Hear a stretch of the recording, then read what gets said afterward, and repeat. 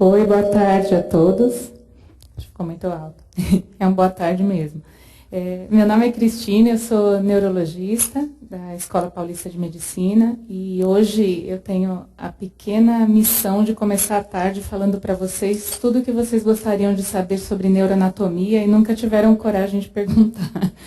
Então é uma aula bem densa de informações e eu vou tentar condensar isso de uma maneira prática para vocês e tentar fazer isso da maneira menos aborrecida possível, tá? Então, tentem se concentrar mais nos aspectos práticos, tem alguns detalhes que a gente acaba tendo que mencionar, porque senão a aula fica completamente sem sentido, mas que de verdade, de importância, pensando em resolver prova, importa um pouco. Então, algumas coisas eu vou tentar colocar mais de um jeito de raciocínio para vocês tentarem levar dessa maneira, porque para a maioria das questões, do jeito como elas vêm sendo perguntadas repetidas vezes, é uma questão muito mais de conceito do que de realmente decorar as coisas. Vocês vão entender isso quando a gente chegar no final nas questões. Vamos tentar passar por isso de um jeito tranquilo. Então, só para relembrar todo o conceito e por que a gente tem que falar disso aqui, né? As principais vias neurológicas, e a gente vai comentar sobre neuroanatomia de uma maneira funcional, elas começam quando a gente pensa na nossa interação com o meio, né? Então, a gente recebe informações através da visão, da audição, do olfato, do paladar, a gente sofre estímulos dolorosos e a gente também tem um estímulo do sistema nervoso autonômico que não é uma parte consciente, mas que está o tempo inteiro fazendo parte dessa autorregulação, que são informações relativas à pressão arterial, frequência cardíaca e à nossa respiração. Sobretudo o gás mais envolvido nessa regulação do sistema respiratório é o gás carbônico. E aí, então, esses impulsos, esses estímulos externos, eles chegam até o sistema nervoso central, né, através de vias. Essas informações são processadas e, depois do processamento dessa informação, a gente tem aí as ações com movimento, produção de secreção, aumento da frequência respiratória, queda da pressão para a parte autonômica e todas as nossas reações, humor, tudo isso, né? Então, tudo depende dessa interação com o meio e a gente tem as vias que trazem estímulos e as vias que executam as coisas, né? Além disso, a gente tem os reflexos, né, que não passam exatamente pela nossa consciência, mas eles fazem parte das vias que se comunicam na medula sem nem chegar até o cérebro, estímulo cortical. Então, é dessa maneira que o sistema nervoso funciona, de uma maneira grosseira. Tá? E aí, pensando nisso, quais são as principais vias que a gente precisa rever aqui? Então, sem dúvida nenhuma, a gente precisa falar sobre as vias da motricidade voluntária, né, que é um sistema importante, as grandes vias da sensibilidade, que é importante também, as vias do equilíbrio e coordenação e algumas vias especiais, aí, sobretudo os nervos cranianos. Tá? Evidentemente, falar sobre tudo isso em uma hora, acho que é um dos maiores desafios de todos os assuntos que a gente tem aqui para falar. Então, vamos tentar ser bem objetivos, senão a gente não chega do outro lado. Tá? É importante a gente relembrar aqui, isso para a gente entender algumas síndromes clínicas, né, que existe uma representação cortical, tanto da parte motora quanto da parte sensitiva. No córtex existe uma representação do nosso corpo. Tá? E essa representação, o tamanho dessa representação no córtex tem a ver com a funcionalidade. Então, por exemplo, a representação cortical das mãos é enorme, né? Ela é bem desproporcional ao resto do corpo.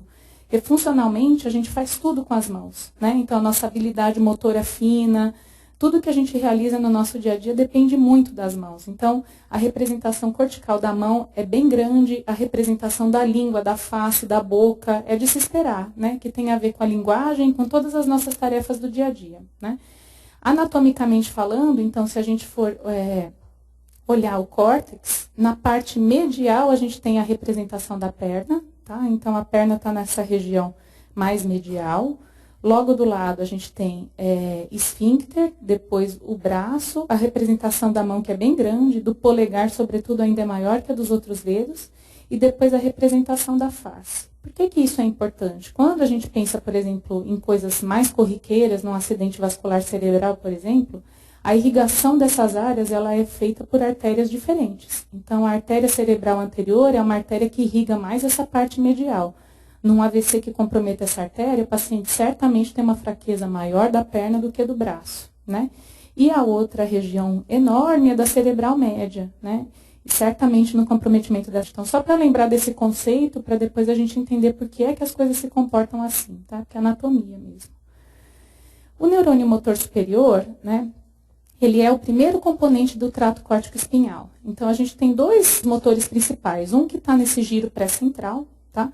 Que é o neurônio motor superior, que são as células piramidais, que vocês vão lembrar dos remotos tempos de neuroanatomia e de patologia, né? E esse neurônio, ele tem o seu axônio, o prolongamento desses axônios aí, desses neurônios, forma esse trato, que é um trato comprido, que passa por toda essa região subcortical, cruza na região do bulbo, então quase saindo já do crânio, lá embaixo no bulbo, num lugar chamado decussação das pirâmides. Então as fibras motoras do lado direito vão para o lado esquerdo e vice-versa, e isso cruza ainda no sistema nervoso central, mas lá na região bulbar, tá? E aí esse prolongamento desce e vai fazendo sinapse com o segundo neurônio motor, que está no corno anterior da medula. Então, isso são nomenclaturas que talvez não sejam tão importantes, mas para a gente entender como é que isso acontece. Então, é uma via cruzada, tá? A via motor é uma via cruzada. Isso todo mundo vai lembrar, né? Que uma lesão cortical do lado direito dá sintoma motor do lado esquerdo. Mas se eu tiver uma lesão na medula, essa via já cruzou. Então, o sintoma motor é do mesmo lado da lesão medular, tá? Se for uma lesão unilateral.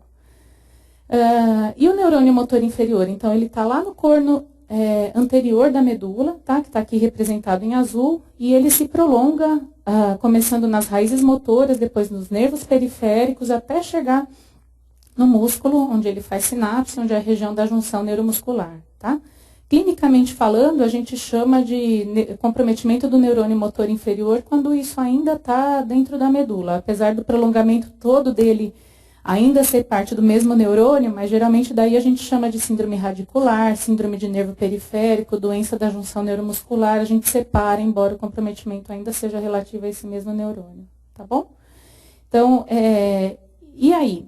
Além disso, a gente tem os reflexos, né? Os reflexos profundos, o famoso martelinho lá do neurologista, que até hoje a gente ainda usa. O que acontece quando a gente testa esses reflexos profundos?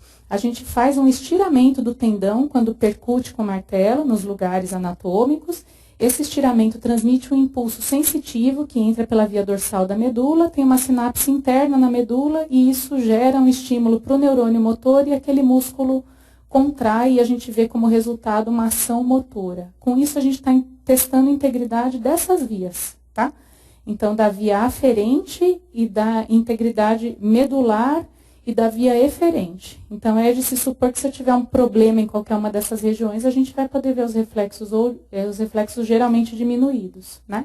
E esses reflexos, eles são modulados por esses tratos todos que descem também. Então, esse trato córtico-espinhal, ele sofre modulação. Quando a gente tem uma lesão no neurônio motor superior, geralmente a gente vê uma liberação desses reflexos, tá? Então, só para a gente lembrar que a gente está testando a integridade da via modular, da via medular, mas também a gente tem interferência dessa modulação.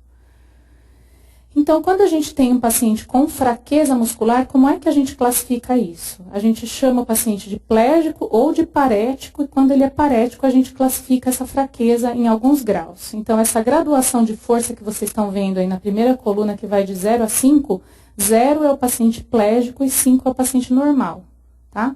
Deveríamos ser nós, por exemplo. Então, 0, o paciente não tem nenhum grau de contração muscular e, evidentemente, todo o restante. Se ele não tem força nenhuma, ele não tem como ter deslocamento, vencer gravidade, resistência a nada. É um paciente que não tem nenhum movimento. É um paciente parético grau 1 quando ele apresenta só algum grau mínimo de contração muscular. Quando você pede para ele fazer um esforço, você até observa que tem algum grau de contração, mas ele não consegue fazer nenhum movimento, tá? Nem de lateralização, de deslocamento lateral, nem vencer a gravidade, nada, tá? Grau 2 é quando o paciente consegue fazer algum deslocamento, sem vencer a gravidade, tá? Grau 3, o paciente vence a gravidade, mas ele não consegue vencer nenhuma resistência. E o grau 4, às vezes, até o que a gente chama de grau 4 mais, um pouquinho de treino, dependendo do grau 4, para você conseguir identificar. Porque ele vence a resistência, mas não é de uma maneira normal, tá? Então, ele até vence, mas não vai totalmente normal como uma pessoa que tem força preservada, tá? Então, só para a gente relembrar aí esses termos de paresia ou plegia, tá? Não é difícil aqui. Bom, o que a gente precisa gravar aí dessa síndrome do neurônio motor superior? Então, geralmente a gente acaba tendo no paciente duas manifestações. Uma manifestação de déficit, que a gente vai ver um déficit motor, e uma manifestação de liberação dos reflexos profundos, tá? Porque o trato córtico-espinhal, ele modula esses reflexos que acontecem no nível medular. Então, a gente vai ver fraqueza, o paciente está parético ou plégico, e ele tem sinais de liberação piramidal, que a gente chama, por lesão desse trato, tá? Então, os reflexos profundos, eles podem ser abolidos, hipoativos, normais, vivos ou exaltados, tá? Exaltado, isso também exige um pouquinho de treino, mas de uma maneira para identificar clinicamente, né? O reflexo exaltado é um reflexo patológico, tá? Ou seja, isso é um sinal inequívoco de que existe alguma lesão do trato piramidal nos reflexos profundos.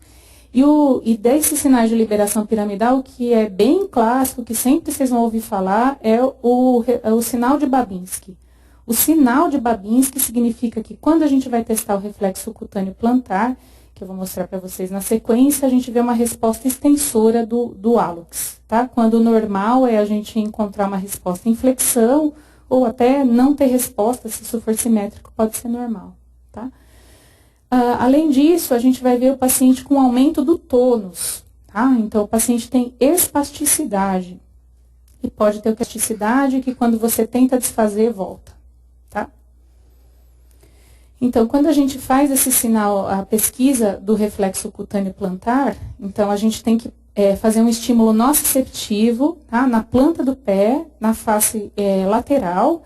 E quando a gente chega no arco dos dedos, a gente tem que fazer esse estímulo num arco até o hálux, tá? E aqui está mostrando para vocês como é que é a resposta em extensão, tá? Na figura do meio, a gente tem uma resposta flexora, que é o normal, tá?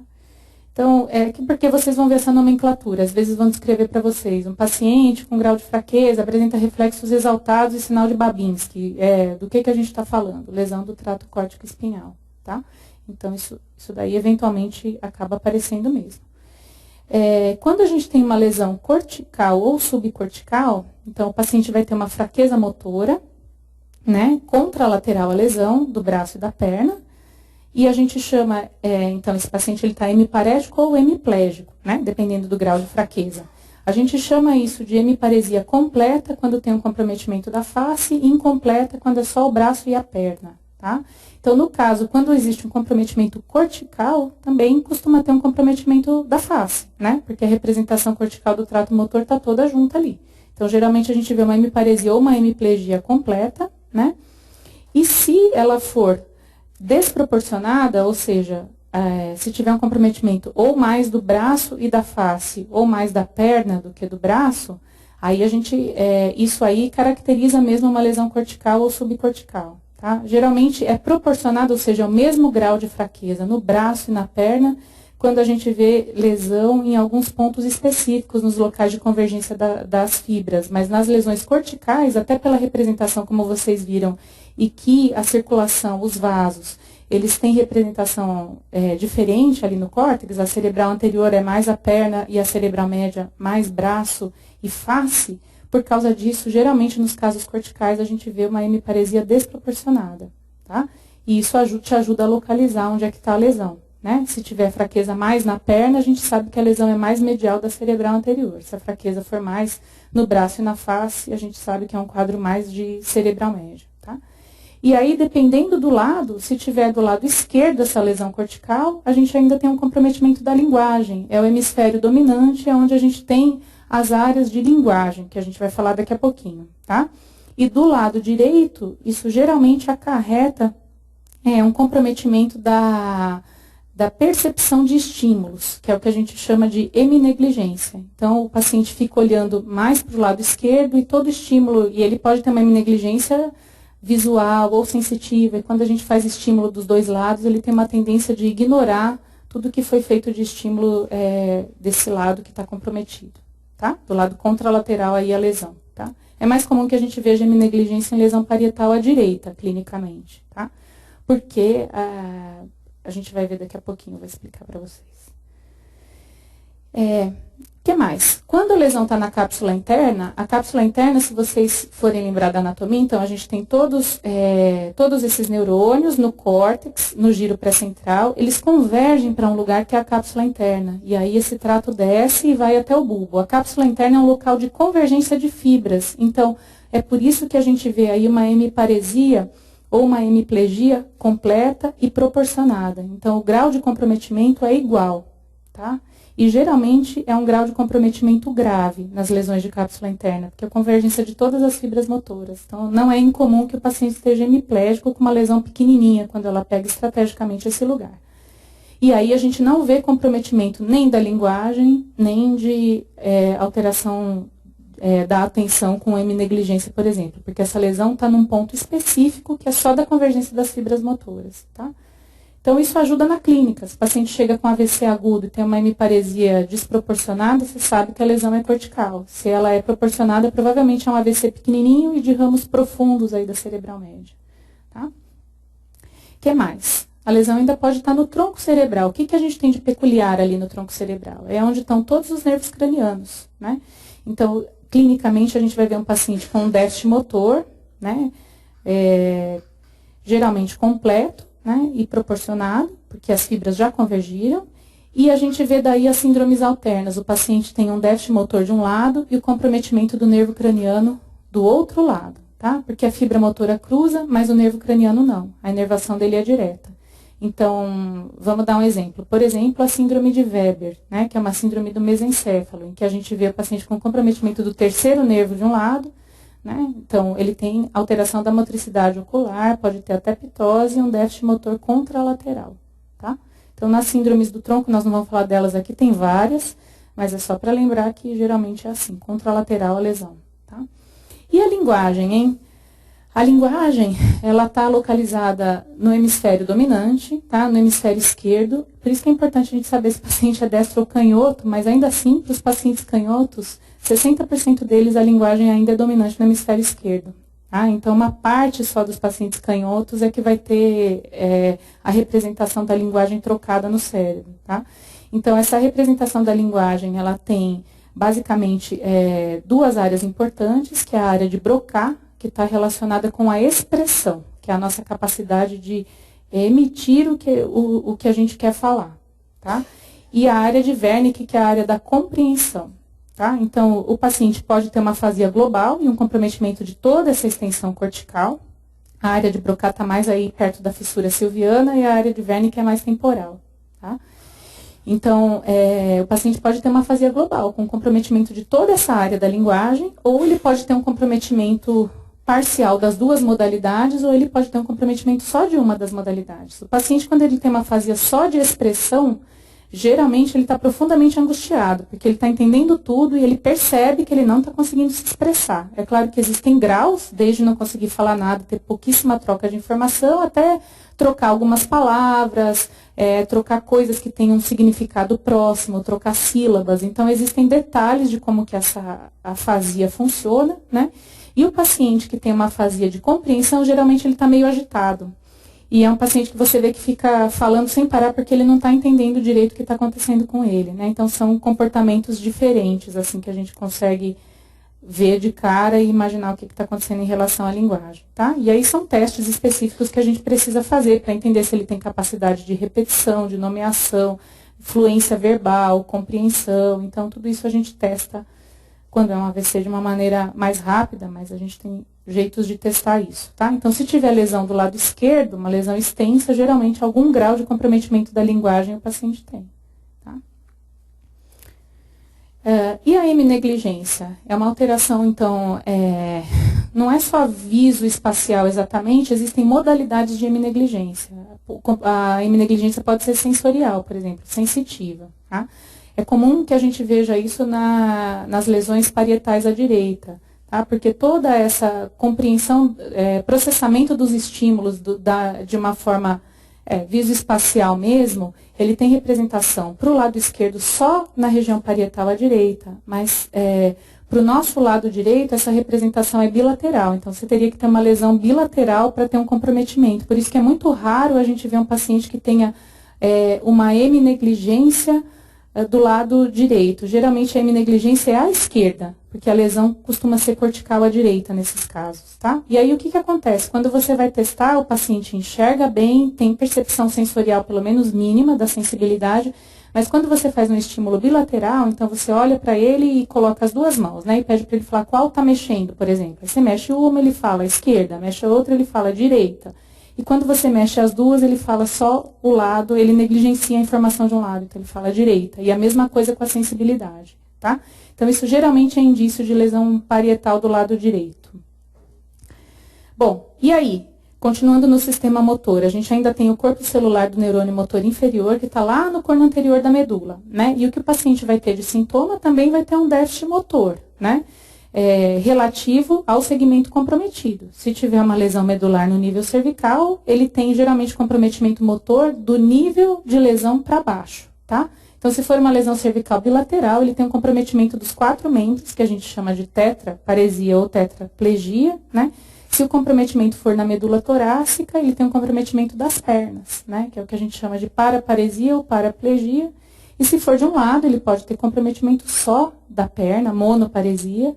E se for na cervical de um lado só, ele pode estar hemiparético, mas sem comprometimento da face. Então, isso tudo ajuda a gente a tentar localizar a lesão, mas quando a lesão é medular, a gente vai ver no sistema sensitivo que o que mais ajuda de verdade é o nível sensitivo, mais do que a parte motora, tá? É bem difícil quando o paciente vem com uma queixa, por exemplo, de fraqueza só em uma perna, onde é que está a lesão? Ela pode estar em qualquer lugar do sistema motor, né? O que ajuda é se tiver comprometimento da sensibilidade, senão a gente tem que procurar tudo, tá? E o que caracteriza, então? Geralmente, a lesão desse neurônio motor inferior vai dar numa fase não aguda, mas numa fase crônica, a desnervação que acontece do músculo vai causar algumas contrações musculares espontâneas que a gente chama de fasciculação, tá? Então, você vê que o músculo fica, entre aspas, pulando, tremendo, como vocês gostarem de chamar, espontaneamente. Isso é fasciculação. Fasciculação nem sempre é indício de doença. Existe uma síndrome que se chama de fasciculações benignas e que ninguém sabe o que é. Pode ser relacionado ao exercício, para quem faz. Às vezes, depois de um exercício intenso, você percebe fasciculação nos músculos que foram mais demandados. Então, fasciculação não significa só doença. Existe fasciculação de origem benigna, antes que alguém se desespere aqui. Então, o paciente, além de fraqueza e das fasciculações, ele tem uma diminuição desses reflexos profundos, eles vão estar ou diminuídos ou até ausentes, né? E, sobretudo, o que mantém o trofismo muscular é a inervação periférica, tá? Então, tanto no paciente com lesão do neurônio motor inferior ou de nervo periférico, o que a gente vai ver é a atrofia, tá? É diferente da atrofia do paciente que tem um AVC. Na fase crônica, ele tem uma atrofia que é por desuso, que a gente vê que é do músculo inteiro que ele não usa direito. Mas se ele estiver fazendo exercício ou for recuperando, o trofismo muscular não muda. Mas no paciente com um quadro do neurônio motor inferior, a gente vê uma atrofia até precoce, tá? E uma diminuição do tônus. E é isso que a gente já comentou, então, dependendo da localização na medula, o comprometimento pode ser dos 4 membros, de 2 membros, né? Dependendo de onde tiver a lesão, tá? Então, e aí, saindo do neurônio motor, a gente vai para a raiz nervosa. A gente tem uma raiz da parte motora anterior e uma raiz da parte sensitiva. E ainda antes de sair da parte óssea e do canal medular, essas duas raízes se juntam, tá? Então, por isso que é muito difícil que a gente veja uma síndrome radicular isoladamente motora. Geralmente, o comprometimento é sensitivo e motor e é muito comum que exista dor. E dor num trajeto da raiz, tá? E aí a gente tem que saber a anatomia das raízes, onde é que elas estão. Isso tem a ver com os dermátomos que a gente já vai ver para tentar localizar, tá? Depois das raízes, os nervos periféricos. Aqui estão exemplos para vocês dos nervos periféricos. É claro que existem nomes, topografias e coisas que a gente não tem nem como falar aqui, mas são vários. E na maioria das vezes, quase todos os nervos periféricos, eles são mistos. Eles têm uma parte sensitiva e motora que vai junto com eles, né? Existem ramos e existem alguns nervos que especificamente são só sensitivos ou só motores, mas são poucos, tá? Por exemplo, o nervo sural, ele é puramente sensitivo, tá? Isso é importante por alguns motivos clínicos. Um deles é quando a gente decide fazer uma biópsia de nervo, né? Raramente alguém vai fazer uma biópsia num nervo motor, porque você arranca um pedaço do nervo, vai ficar uma sequela, então a gente tenta fazer isso num nervo que é só sensitivo, por exemplo, né? Então isso tem importância clínica, mas não cabe aqui a gente ficar discutindo. O que é importante a gente lembrar? É que a gente vai ter um quadro clínico dependendo do trajeto do nervo, e tem uma nomenclatura, né? Quando o comprometimento é de um nervo isolado, a gente chama de mononeuropatia. Quando são vários nervos e ao mesmo tempo, a gente chama de polineuropatia. Um exemplo é o etilista, né? Crônico. Ele costuma ter um comprometimento de nervo periférico, além do cerebelo, que o álcool é bem neurotóxico. E a polineuropatia dá mais classicamente um quadro de fraqueza de predomínio distal e uma diminuição da sensibilidade que a gente chama em bota e luva, né? O comprometimento é mais distal mesmo, tá? E a gente pode ter um outro quadro que se chama de mononeuropatia múltipla. Por que a gente gosta de separar? Porque as causas são bem diferentes. Mononeuropatia múltipla significa múltiplos nervos, mas em tempos diferentes. Então, um nervo de cada vez, tá? E é importante lembrar, porque mononeuropatia múltipla a gente tem que pesquisar hanseníase, vasculite, aí as causas são bem diferentes das polineuropatias de uma maneira geral. Tá? Direciona para um grupo específico de causas. E existem ainda as doenças da junção neuromuscular. Tá? Um exemplo é a miastenia gravis, que é uma das causas de paralisia flácida aguda, que é uma doença autoimune da junção neuromuscular. Existem outras doenças, inclusive congênitas, de defeito da junção neuromuscular. Então, o nervo é normal e o músculo é normal, mas essa comunicação e o que dispara a contração muscular é anormal, por causas diversas.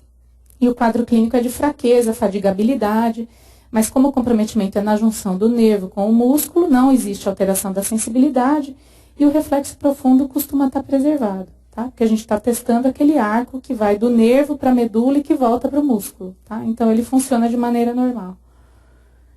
E existem ainda as doenças propriamente do músculo, que são as miopatias. A gente também vê uma fraqueza muscular, mas o arco reflexo está normal e não tem comprometimento da sensibilidade, tá? Então, isso só de conceitos topográficos aí da parte motora. É importante vocês guardarem uma doença que costuma cair muito em questão, que é a esclerose lateral amiotrófica, tá? É uma doença degenerativa, ainda em discussão se com algum componente inflamatório, tá? Que compromete o neurônio motor superior e o neurônio motor inferior. Então, por isso que eles gostam de colocar na prova, porque confunde, tem um quadro clínico das duas coisas junto, tá? O pico de incidência é em torno dos 50 anos de idade, é uma doença progressiva em que se degenera todo o sistema motor, culminando com fraqueza respiratória, anartria, então incapacidade de falar, de deglutir, mas com o cognitivo em tese preservado. Hoje em dia isso é discutível, a gente sabe que algum grau de demência existe também nesses pacientes, tá? Mas geralmente do diagnóstico para o óbito é rápido, a variação é de 3 a 5 anos em média de sobrevida quando é dado um diagnóstico desse, tá? Às vezes, dependendo, é até mais rápido. Então a gente vai ver alterações, então o paciente tem fraqueza, geralmente ele tem uma tetraparesia que começa em algum membro. Então, às vezes, no quadro inicial, pode ter um comprometimento só de um membro, progressivamente de todos eles. O paciente fica espástico, ele tem reflexos exaltados, tem sinal de Babinski, mas ele também tem atrofia e fasciculações. Então, ele tem um comprometimento clínico tanto do neurônio motor superior quanto do neurônio inferior, tá? Então, às vezes, eles perguntam qual é a doença, às vezes, eles dão um quadro clínico e perguntam qual é o comprometimento que tem, se é neurônio motor superior e inferior, só um, só outro, tá? Então, não é uma doença comum, mas ela está na moda, tá? Então, é importante que vocês lembrem que tem um comprometimento dos dois neurônios e que a gente vê um quadro clínico dos dois. E aí, as vias aferentes, que são os estímulos que chegam, eles também vão entrar via medula, né, e vão para o córtex sensitivo, que é o giro pós-central, e a gente tem uma representação cortical também, que é mais ou menos similar ao motor, se a gente for pensar, tá? Um pouquinho diferente, mas é quase igual. Então, a perna também é medial, tudo isso a gente vai ver, tá? E são 3 os tratos principais, que são esses aqui, espinotalâmico anterior e lateral, e a coluna dorsal lemenisco medial. Eu vou tentar explicar para vocês um jeito de tentar raciocinar com isso aqui, que vocês vão gravar uma única informação e o resto vai por tabela. porque senão fica impossível. É muito nome de via e tem que fazer algum sentido. Por que a gente tem que ter uma vaga ideia disso aqui? Por causa das lesões medulares, tá? Às vezes cai uma coisa de, o paciente sofreu um acidente e teve uma transecção total da medula, ou o que eles mais gostam dos quadros parciais, porque o total dá para saber que é tudo dali para baixo, né? Então, num quadro parcial, porque é um pouquinho, pode parecer um pouquinho confuso, mas não é se a gente tiver uma única lembrança aqui, que é a coluna dorsal e o lemnisco medial. Nós vamos ver agora rapidinho. Ela é o trato que é responsável pela sensibilidade profunda, tá? Então, a sensibilidade vibratória e a noção de posição espacial. Se vocês fecharem os olhos agora, vocês são capazes de descrever a posição corporal de vocês. Ó, minha perna direita está um pouco para frente do que a esquerda, estou com o quadril virado um pouco para... A gente consegue descrever, tudo isso é a propriocepção, tá? Isso vem por esse trato, que é um trato posterior da medula. Gravem só isso aqui, que o resto eu vou explicar e vocês depois vão lembrar por tabela, espero. Esse trato, ele tem o mesmo comportamento anatômico do que o trato piramidal, do que o trato motor, tá? Então, é um impulso que sobe, ele também cruza no bulbo e daí vai para o córtex. É o único dos tratos que cruza no sistema nervoso central, lá em cima no bulbo, tá? Porque os outros cruzam na medula, então o comportamento anatômico é diferente. Então, só gravem esse, que daí e lembre que o resto da sensibilidade cruza na medula. Então, aí vocês não precisam ficar guardando muita coisa, guarda só esse. Os outros que tem a ver com sensibilidade, eles cruzam na medula. Aí dá para sofrer menos com isso, tá? Então, o trato espinotalâmico anterior, ele dá as modalidades sensoriais de tato e pressão. Então, esses receptores de tato e pressão entram pelo gânglio da raiz dorsal, tá? E eles cruzam na medula e depois eles sobem para o córtex do mesmo lado, tá? Então, só para vocês lembrarem disso aqui que é importante. E o trato espinotalâmico lateral, ele é responsável pela dor e temperatura, tá? Então, tato e pressão, o anterior, dor e temperatura, o trato espinotalâmico lateral. Tá? Ele também entra pelo gânglio da raiz dorsal, ele cruza, se vocês forem ver aqui, ó, pela comissura anterior da medula, é um pouquinho diferente, ele sobe aqui nessa região lateral da medula, tálamo e giro pós-central também, tá? E o que a gente tinha falado, que é o lemnisco medial, coluna dorsal, é um trato posterior, ele dá a propriocepção e, como eu falei para vocês, ele cruza lá no bulbo, tá? Então, o comportamento dele é ao contrário, lógico que é uma via aferente, o estímulo vem de externo, das articulações de periférico para central, mas o comportamento dele é igual ao da via motora, tá? Então, quando tiver uma lesão medular, o quadro motor e o quadro da propriocepção vão andar juntos, porque eles têm o mesmo comportamento, eles cruzam lá em cima. E tato, dor e temperatura, eles são tratos cruzados, eles vão estar do outro lado, tá? Porque o cruzamento deles é na medula, a gente vai falar isso. Então, se vocês gravarem só isso, dá para fazer as questões. Aqui só para relembrar os dermátomos, né, que cada segmento medular tem um correspondente de representação da sensibilidade na pele, né, e isso faz sentido se a gente colocasse o homem numa posição de quadrúpede, aí fica mais fácil entender do que quando a gente coloca numa posição anatômica, que aí dá a impressão que tem coisas que são verticais e não são, de verdade, a melhor posição para entender isso é colocando mesmo nos segmentos medulares, né. Nós não vamos falar disso, vamos só lembrar alguns reparos anatômicos que a gente precisa, sobretudo questão de trauma. Às vezes vem lá trauma com lesado medular, tem um nível sensitivo em T4, ou eles não descrevem onde que é o nível sensitivo, eles falam tem uma diminuição da sensibilidade dos mamilos para baixo. Então a gente precisa ter alguma noção, pelo menos de alguns reparos anatômicos, senão a gente não consegue entender, tá? Então, o que a gente precisa lembrar se vocês olharem bem aí na figura, vocês vão ver que na linha dos mamilos a gente tem o dermátomo de T4, tá? Mais ou menos nessa faixa dos mamilos. Mais ou menos no último rebordo costal, a gente tem o dermátomo de T8, tá? Na linha do umbigo, a gente tem o dermátomo de T10 e nas cristas ilíacas, T12 e L1. Tá? Então, só para lembrar que são níveis de sensibilidade que podem ajudar vocês em alguma coisa, dependendo da situação clínica. Tá? Esses são os principais, os outros acho que não precisa tanto, pouco provável que alguém use isso, mas é bom dar uma olhada nisso aí depois. Tá? As alterações da sensibilidade superficial, então, a gente vai chamar a diminuição de sensibilidade de hipoestesia ou de anestesia, anestesia mesmo, quando o paciente não sente nada. Tá? Se a sensibilidade for só diminuída, hipoestesia. Parestesia é uma sensação anormal. Então, quais são os tipos de parestesia que a gente chama, então?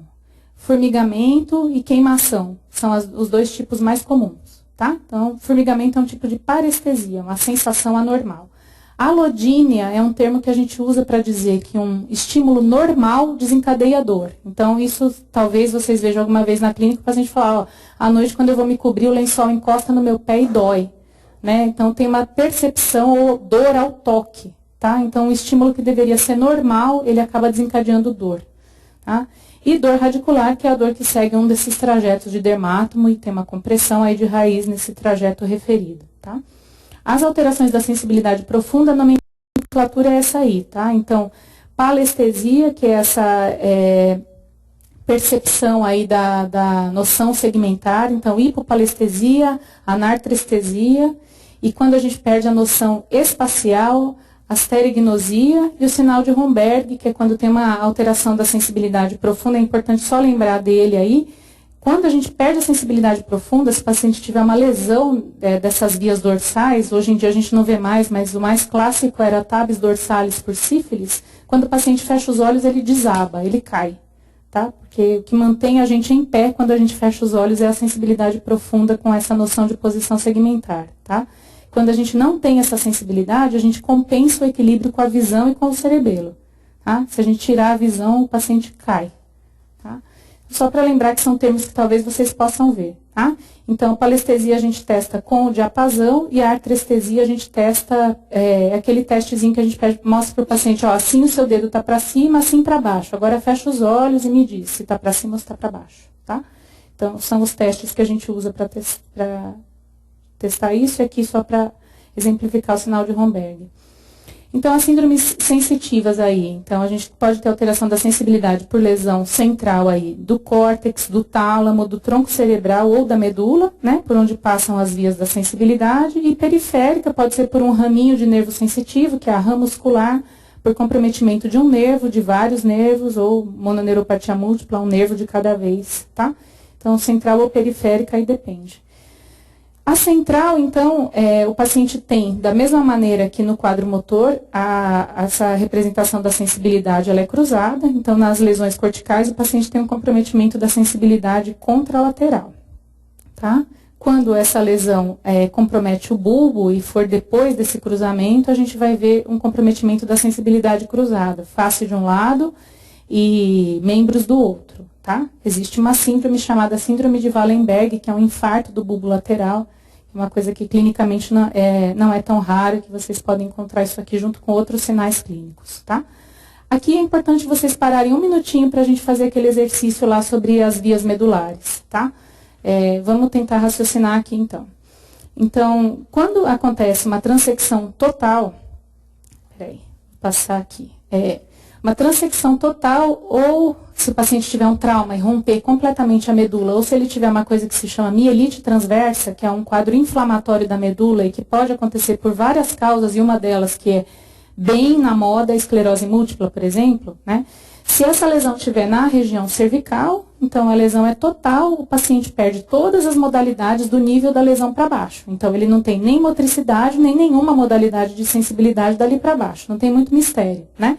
Da mesma maneira, se essa lesão estiver na medula torácica, também. Daquele nível para baixo, ele não tem nada. Nem sensibilidade profunda, nem superficial e nem motricidade. Então, lesão total ou mielite transversa não tem muito mistério, tá? Agora, isso aqui, se ele fizer uma hemissecção medular, que é a síndrome de Brown-Séquard, a principal causa é trauma, tá? Geralmente a gente vê em trauma. Pode acontecer uma hemissecção medular. Então, o que a gente vai ver? Do lado da lesão, a gente vai ver um comprometimento dos tratos que já cruzaram lá em cima. Né? Então, do mesmo lado da lesão, a gente vai ter um comprometimento motor e da sensibilidade profunda. Tá? E contralateral à lesão, a gente vai ter um comprometimento dos tratos que cruzam na medula. Tá? Então, da sensibilidade superficial. Tudo bem? Vocês vão gravar isso aí, dá para entender mais ou menos qual é a lógica. Tá? Então, se gravar que a sensibilidade profunda e o trato motor, eles andam juntos e eles cruzam no bulbo, dá para tentar resolver isso aqui sem ficar decorando 500 coisas, não tem necessidade. Questão de neurologia não é tanto assim na prova, não vale a pena muito desgaste. Então, Então, acho que se lembrar isso aí dá para resolver. Se cair uma coisa dessa, acho que dá para tentar lembrar, tá bom? Então, aqui falando daí de uma lesão torácica, né? Então, do mesmo lado da lesão, a gente vai ter uma perda da motricidade e da sensibilidade profunda nas pernas. E no lado contralateral, uma diminuição da sensibilidade superficial como um todo, tá? E seringomielia é uma doença específica em que começa a acontecer um alargamento do canal central. No meio da medula tem um canal central onde passa líquor pequenininho, ele vai alargando e comprimindo as fibras da comissura anterior, onde passa esse trato espinotalâmico anterior, tá? Então, a gente vê o que a gente chama de hipoestesia em chale, tá? Que é mais comum que isso aconteça na medula cervical, até doença desmielinizante pode causar isso. Então, se o paciente tiver uma queixa de alteração da sensibilidade em suspenso, como se fosse um chale, tem que pensar nisso e procurar lesão de seringomielia na medula nos níveis correspondentes. E uma outra doença que a gente pode ver é a degeneração combinada subaguda da medula, tá? A gente vê um comprometimento do cordão posterior da medula e do trato piramidal, tá? Então, é um paciente que tem alteração da sensibilidade e tem lesão do trato piramidal com alteração motor, espasticidade, tá? A principal causa disso é a deficiência de vitamina B12, tá? É a causa, na verdade, que a gente tem que procurar, tá? E em neurologia a gente vê deficiência de B12 com hemograma normal, sem anemia. Então, tem que dosar a vitamina mesmo que o hemograma seja normal, tá? E a síndrome medular anterior é um quadro vascular por oclusão da artéria espinhal anterior. E é muito comum que a gente possa, quer dizer, a principal situação clínica em que a gente vê isso é nas abordagens de aneurisma de aorta torácica, tá? Porque essa artéria, ela sai da aorta torácica e isso pode acontecer quando tiver uma dissecção ou durante o tratamento, tá? É um quadro motor puro, dá uma paraparesia crural, não costuma ter comprometimento da sensibilidade, geralmente a gente vê isso num acidente vascular medular. Então, o paciente está bem, subitamente ele está paraparético, paraplégico, tá? Com sensibilidade preservada, tem que pensar nisso. E nos raminhos aí, lembrar de hanseníase, né? É mais comum o comprometimento do nervo ulnar. Bom, nas síndromes sensitivas periféricas ainda, o comprometimento de nervos, a gente já falou mais ou menos disso, bota, luva, um nervo, vários nervos ao mesmo tempo. Lembrar as principais causas de polineuropatia são diabetes e alcoolismo. E aí, vamos falar rapidamente sobre equilíbrio e coordenação. O equilíbrio depende do sistema vestibular, do cerebelo, da propriocepção e da visão, tá? Então, basicamente, a gente pode ter alteração do equilíbrio por uma alteração de qualquer uma dessas vias. A representação no cerebelo é essa aí. No vérmix, a gente tem o equilíbrio axial e nos hemisférios cerebelares, a representação dos membros, tá? Basicamente, como é que a gente separa clinicamente uma ataxia sensitiva de um quadro vestibular, de uma síndrome cerebelar? O exame neurológico ajuda bastante, tá? Então, nos quadros sensitivos, que é o comprometimento do cordão posterior da medula, né? A gente vê o sinal de Romberg, o paciente desaba se ele fechar os olhos. No quadro vestibular, ele só oscila, mas não cai. E no quadro cerebelar, o paciente não tem nada disso, tá? Lógico que nos quadros vestibulares ou cerebelares a gente não vê alteração da sensibilidade no exame neurológico e que a coordenação está comprometida nos quadros cerebelares, tá?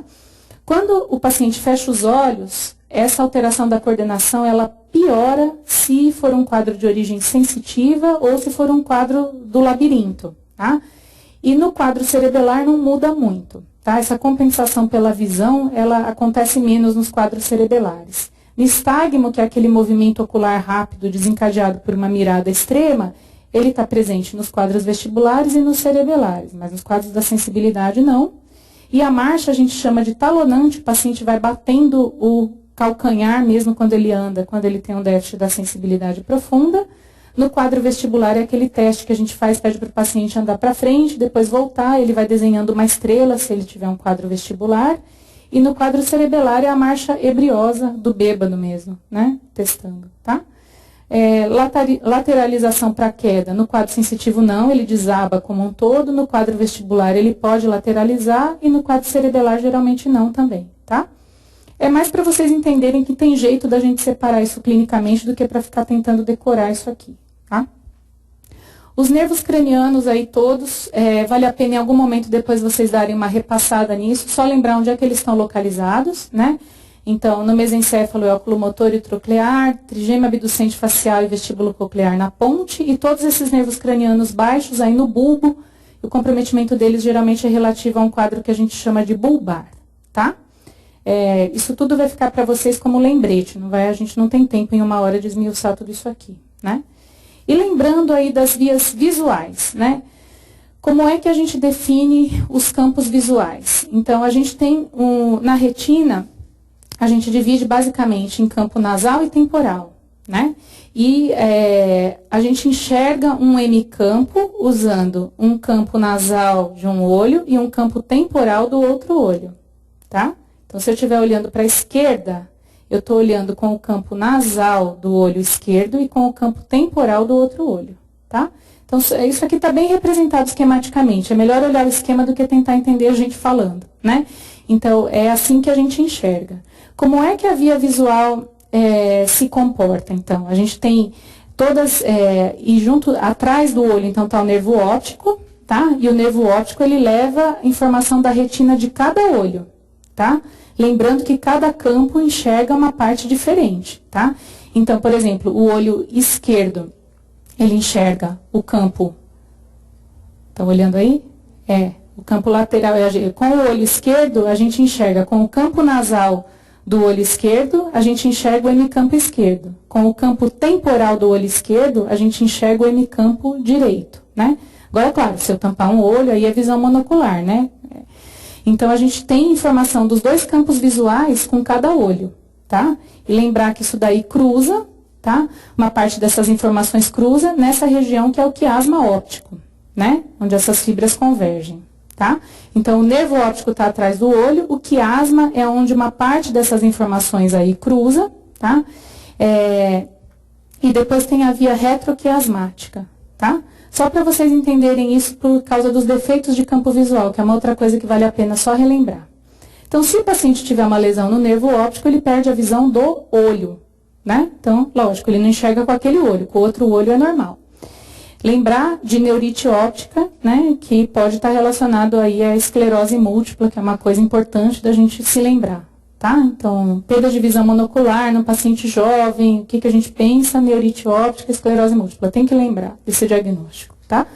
Se o paciente tiver uma lesão no quiasma óptico, vamos dar uma olhadinha aí nas vias. O que ele perde? O que está indo aí para o quiasma óptico? Ele perde a visão temporal dos dois lados, tá? Dá uma olhadinha aí nas vias. Então, lesão do quiasma dá um tipo muito peculiar de perda visual, que se chama hemianopsia bitemporal.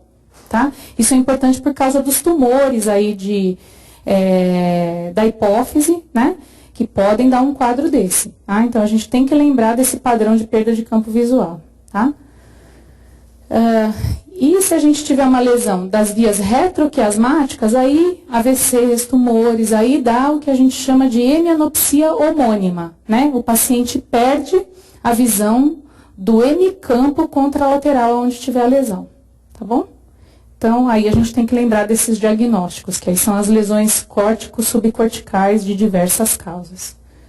Tudo bem? Deu para dar uma relembrada? É muita coisa de uma vez. É meio difícil a gente falar de toda a neuroanatomia de uma maneira realmente palatável. Chega uma hora que começa, porque a gente tem que pular, são os assuntos principais, tem que falar principalmente o que vocês têm mais chance de ver em questão.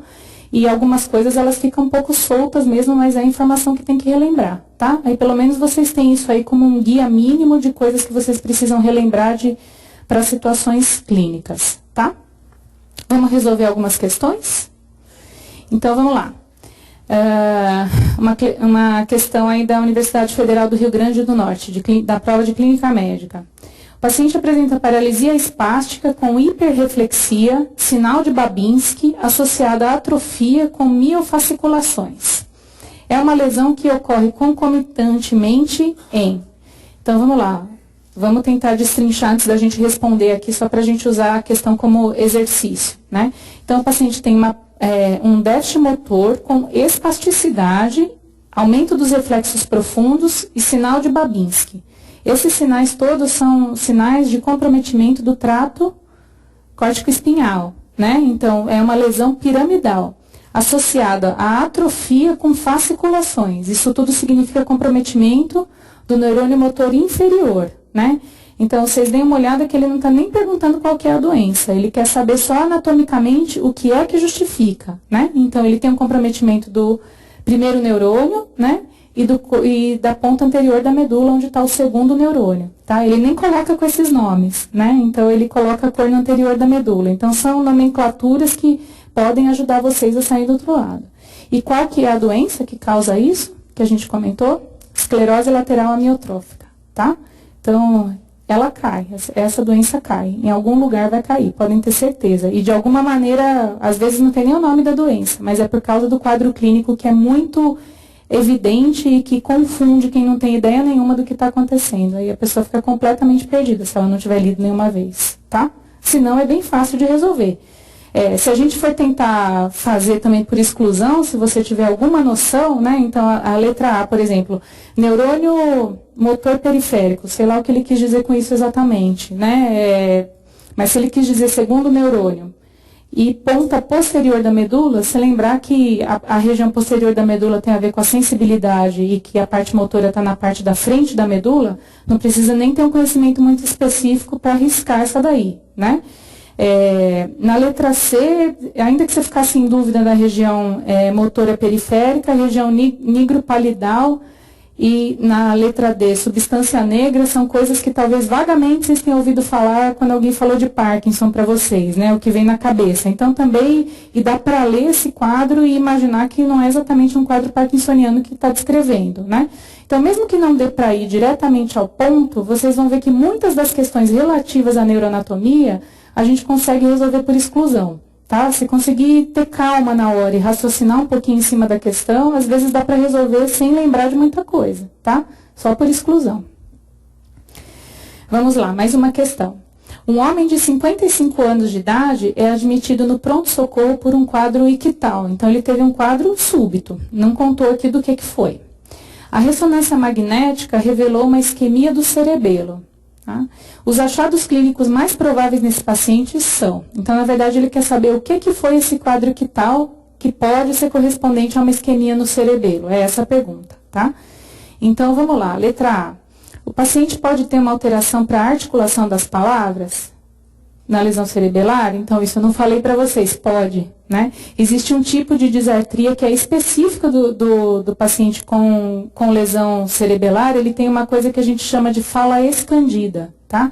Ele muda o tom da voz rapidamente para falar e fala de soquinhos, tá? É um tipo de disartria bem específico que a gente escuta e fala, não precisa muito, não é exatamente isso, mas, por exemplo, o bêbado.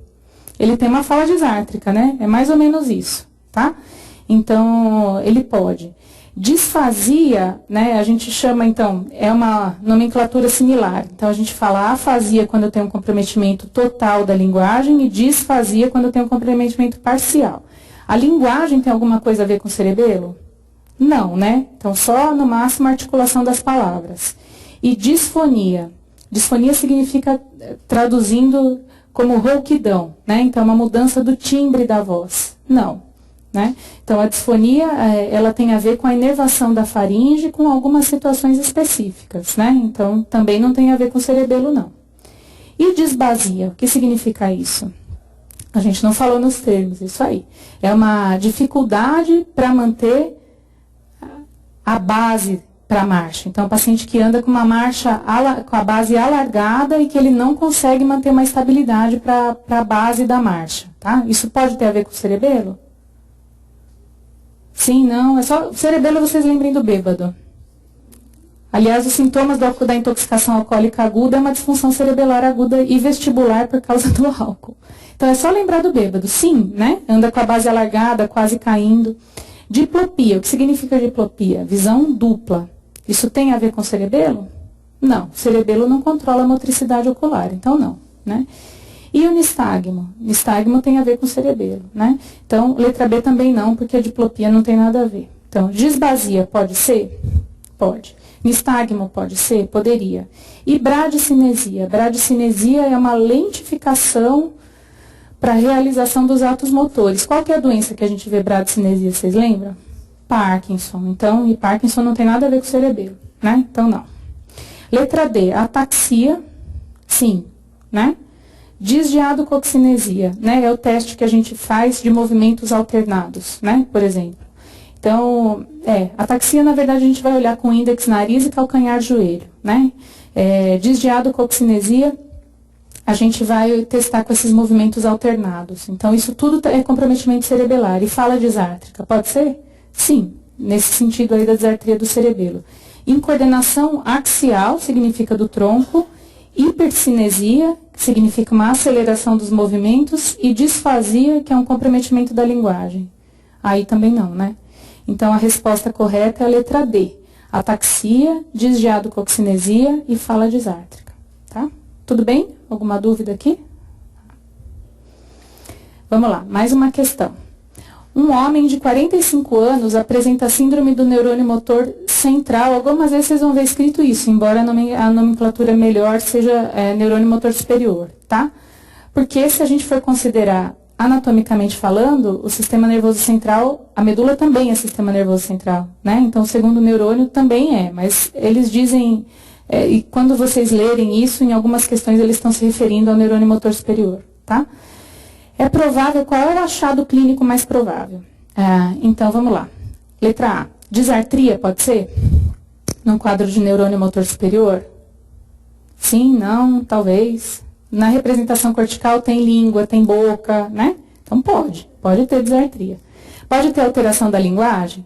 A linguagem não tem a ver com o sistema motor diretamente, né? A linguagem está numa área separada. Ela não é da via motora, né? A linguagem é uma função cortical separada, né? E disfonia, alteração do timbre da voz com rouquidão. Isso tem a ver? Não, né? Letra B, vertigem, né? Que significa tontura rotatória. De saída, já nem valeria a pena ler o resto, né? O resto é pior ainda, ataxia e nistagmo. Então, aqui não tem nada a ver, né? Letra C, então, paresia, que é algum grau de fraqueza com diminuição do tônus muscular e diminuição dos reflexos. Isso é do neurônio motor superior? Não, isso aqui seria do neurônio motor inferior, né? Letra D de dado, paresia, então, algum grau de fraqueza muscular. Sinal de Babinski e hiperreflexia. Isso tem a ver com lesão do neurônio motor superior? Sim. E letra E, fasciculações, atrofia muscular e mioclonia. Mioclonia não, mas fasciculação e atrofia muscular para o neurônio motor inferior, né? Tudo bem? Então, letra D de dado. Mais uma questão, vamos lá.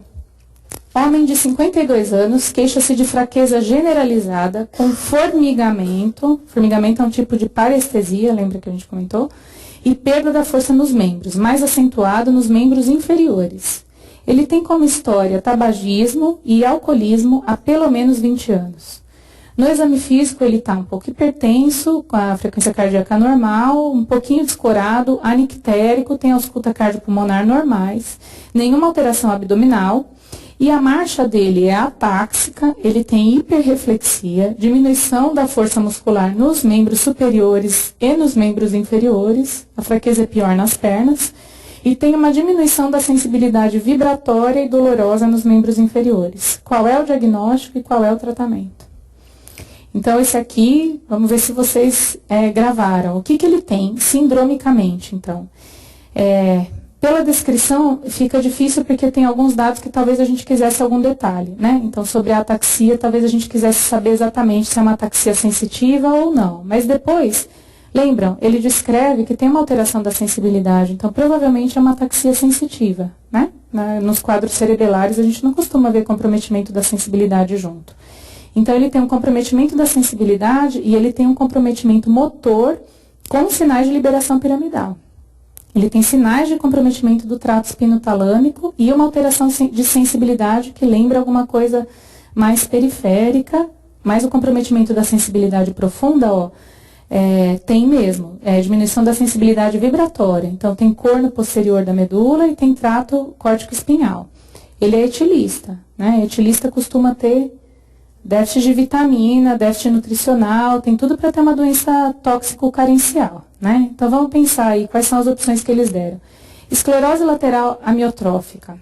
A esclerose lateral amiotrófica é um quadro que é puramente motor, né? Então, Posso até não pensar em tudo isso. Risca, porque não é. O tratamento realmente, Riluzol é um dos remédios usados. Síndrome de Guillain-Barré. E imunoglobulina.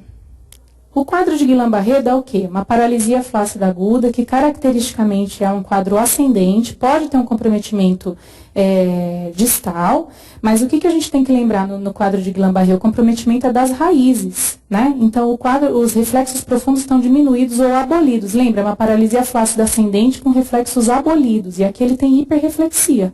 Então, não, hiperreflexia já cortou esse diagnóstico. Esclerose combinada subaguda da medula, ou que a gente chamou de degeneração combinada subaguda da medula, é uma possibilidade? Sim, dá um comprometimento do cordão posterior e do trato córtico-espinhal, né? Pode ser uma polineuropatia só? Não, por causa desses reflexos exaltados, né? Um quadro periférico a gente teria reflexos diminuídos ou abolidos. Então, eles assinalaram as duas, mas é degeneração combinada subaguda da medula, tá bom? Isso aí.